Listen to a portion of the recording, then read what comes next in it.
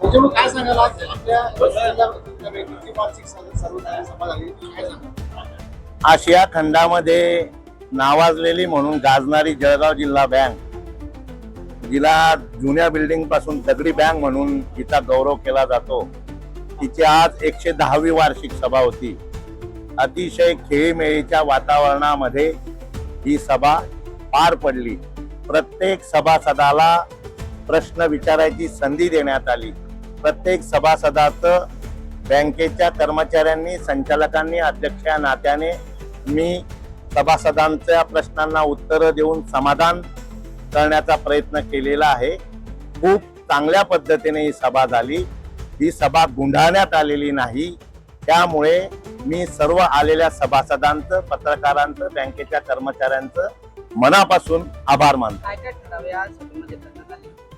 बँकेचे जे वर्षभराचे विषय असतात, लेखापरीक्षण करणे, त्रुटी, नफा तोटा पत्रक, शेतकऱ्यांना कर्ज देणे, शेतकऱ्यांच्या कर्जाची मर्यादा ठरवणे, असे वेगवेगळे विषय या बँकेचे असतात. आणि त्या वार्षिक सभेमध्ये सहकार कायद्यानुसार ही वार्षिक सभा 30 सप्टेंबरच्या आत घ्यावी लागते. पावसाळ्याचे दिवस आहे, गणपतीचे दिवस आहे, श्रावण महिना सुरू होतो, सभासदांनी यायला पाहिजे म्हणून सगळे विषय या सभेत मंजूर करण्यात आले. सांगितलं ना मी, सगळेच ठराव जे महत्वाचे असतात, शेतकऱ्यांच्या हिताचे असतात, जे शेतकरी थकबाकीदार असतात त्यांची OTS करावी, कर्जमाफीच्या काही अडचणी आहेत त्यांच्या प्रश्न सोडवावेत, अशा किरकोळ किरकोळ गाव पातळीवरच्या ज्या अडचणी असतात, काही साखर कारखाने बंद आहेत, ते का विकले, ते कशामुळे विकावे लागले, काही विकायचे ते का विकायचे, त्या सगळ्या प्रश्नांच्या अडचणी होते, प्रश्न होते, ते बँकेच्या आम्ही सोडवण्याचा प्रयत्न करतो.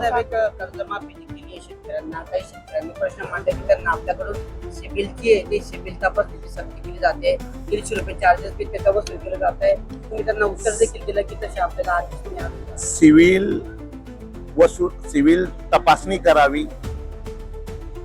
सिव्हिलचे जे काही राष्ट्रीयकृत बँका रकमा घेतात, त्या रकमा काही इतर कोणाच्या खात्यावर जात नाही, त्या बँकेच्याच खात्यावर जातात. आणि बँक ही राज्य शासन, नाबार्ड, RBI यांच्या नियमाचं पालन करून बँक चालते. बँक ही स्वतःचे नियम बनवत नाही, परंतु शेतकऱ्यांचे प्रश्न असतात, त्यामुळे तसे काही गैरसमज नाही. ते सिव्हिल तपासावंच लागेल, सिव्हिलचा चार्ज घ्यावाच लागेल. ज्या दिवशी राज्य शासनाचे लेखी आदेश आम्हाला प्राप्त होतील त्या दिवसापासून सिव्हिलचे चार्जेस घेणे बंद होईल. मागच्या वर्षी या संदर्भात आपण फॉर्मही भरण्यात आले होते, त्याच्याबद्दल अजूनपर्यंत काही? अतिशय महत्वाचा प्रश्न तुम्ही विचारला आहे. राज्य शासनाने आम्हाला 7 कंपन्यांमार्फत, 7 कंपन्यांपैकी एका कंपनी मार्फत भरती करावी असे राज्य शासनाचे मध्यंतरी आदेश होते. त्यानुसार पूर्वी 6 कंपन्या होत्या. राज्य शासनाचं परिपत्रक माझ्याकडे आहे, ते तुम्हाला मी लेखी दाखवून देईल. पूर्वी 6 कंपन्या होत्या. राज्य शासनाने नंतर 7वी कंपनी त्यात ऍड केली आणि आम्ही टेंडर काढलं, निविदा काढल्या. त्यानुसार आमच्याकडे निविदा आल्या. निविदापैकी जी कंपनी प्राप्त झाली त्या कंपनी मार्फत आम्ही त्या कंपनीला भरती करण्याचे आदेश दिले. त्या कंपनी बरोबर बँकेने MOU केला. त्या कंपनीला विद्यार्थ्यांनी जिल्ह्यातील फॉर्मही भरले, पण शेवटच्या दिवशी राज्य शासनाकडून फक्त 3च कंपन्यांकडून भरती करावी असे आदेश आले कारणाने ती भरती थांबलेली आहे.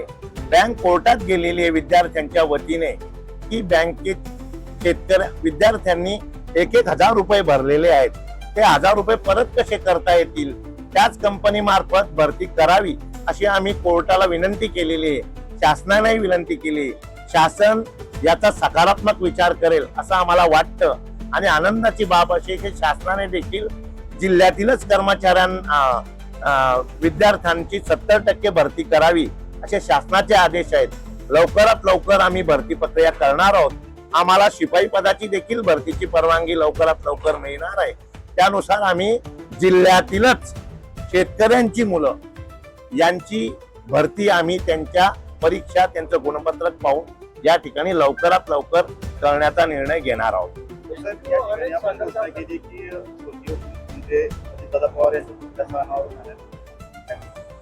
पुतळा जवळपास शेवटच्या स्टेजमध्ये आलेला आहे आणि या जिल्ह्याचे पालकमंत्री गुलाबरावजी पाटील साहेब, संकटमोचक गिरीश भाऊ महाजन साहेब, रक्षाताई खडसे, संजयजी सावकारे साहेब, आमचे राष्ट्रवादीचे आमदार अनिलदादा पाटील, सगळेच लोकप्रतिनिधी, चंद्रकांत पाटील असतील, मंगेश दादा असतील, किशोरप्पा असतील, अनिल पाटील साहेब असतील, अमोल दादा असतील, सगळेच अमोल जावळे असतील, सगळ्याच लोकप्रतिनिधींनी आम्हाला मान्यता दिलेली आहे की जिल्ह्यात हा बँकेमध्ये पुतळा व्हावा आणि आम्हाला कलेक्टर आणि पालकमंत्र्यांनी देखील सांगितलंय की जळगाव शहराच्या एका सार्वजनिक ठिकाणी देखील दादांचा पुतळा उभा करू. आम्ही लवकरच ऑक्टोबर महिन्याच्या आत मान्यवरांच्या तारखा घेऊन या पुतळ्याचं अनावरण या ठिकाणी करणार आहोत. आमची प्रामाणिक इच्छा आहे, तुम्ही अगोदर असाल, बँकेला कारखाना सुरू करता येत नाही, परंतु जिल्ह्यातील राजकीय क्षेत्रात काम करणारे, सहकार क्षेत्रात काम करणारे काही उद्योजक यांना आम्ही विनंती करणार आहे की जिल्ह्यामध्ये ऊसाचं उत्पादन राहिलं नाही, त्याच्याकरता जिल्ह्यामध्ये शेतकऱ्यांना ऊसाचं उत्पादन होण्यासाठी हे कारखाने सुरू व्हावे. आम्ही वसंत टेंडर काढलं होतं. आंदोलकांनी आंदोलन करणं त्यांचा हक्क आहे, पण त्यांनी बँकेचीही बाजू समजून घेतली असती तर आम्हाला आनंद झाला असता. आम्हाला वसंत विकायचा आहे, वसंत कारखाना असो त्याचा, आणि तो विकून त्याच ठिकाणी जो कारखाना सुरू करेल त्याला तो कारखाना विकायचा आहे, ती अट टाकायची.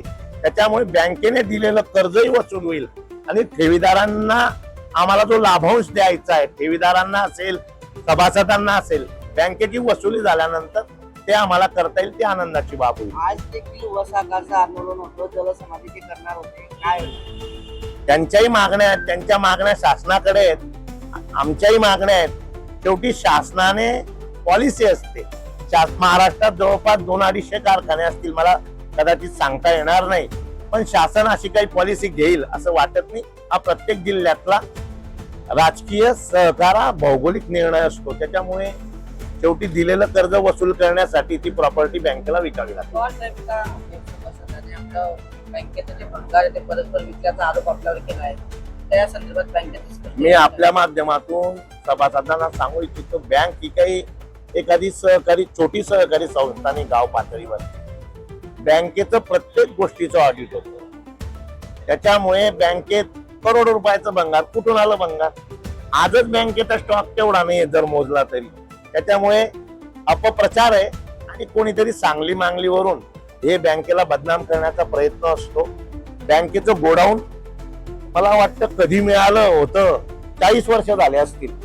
40 वर्षापासून त्या गोडाऊनचं काहीच उत्पन्न आम्हाला मिळत नव्हतं. आता तरी आम्हाला जवळपास 80 लाख रुपये त्या गोडाऊनच्या माध्यमातून भाडं मिळालेलं आहे. आम्ही अनेक इमारती आमचं चाललेलं आहे. या धुळखात पडण्यापेक्षा एक तर भाड्याने दिल्या पाहिजे, एक तर त्याचं पुनर्जीवन केलं पाहिजे. शेवटी आपल्या बापदादाची प्रॉपर्टी जर राहिली तर आपण तिथं काय करू हा देखील विचार केला पाहिजे. अजितदादा नेहमी सांगायचे की सहकारी तत्वावर एखाद्या संस्थेचा चेअरमन जो झाला त्याने सहकार्याची प्रॉपर्टी ती स्वतःची प्रॉपर्टी म्हणून तिची निगा घेतली पाहिजे आणि तिची वाटचाल चांगल्या पद्धतीने केली पाहिजे. दोन्ही राष्ट्रवादी एकत्रीकरणाबाबत आपण काय सांगाल? दोन्ही राष्ट्रवादी एकत्र व्हाव्या आता तर आम्हाला सगळ्यांनाच वाटतंय, पण ते निर्णय शेवटी देशाचे नेते पवार साहेब घेतील, आमच्याकडून सुनेत्रा वहिनी साहेब घेतील, तटकरे साहेब घेतील, भुजबळ साहेब घेतील, प्रफुल्ल पटेल साहेब घेतील.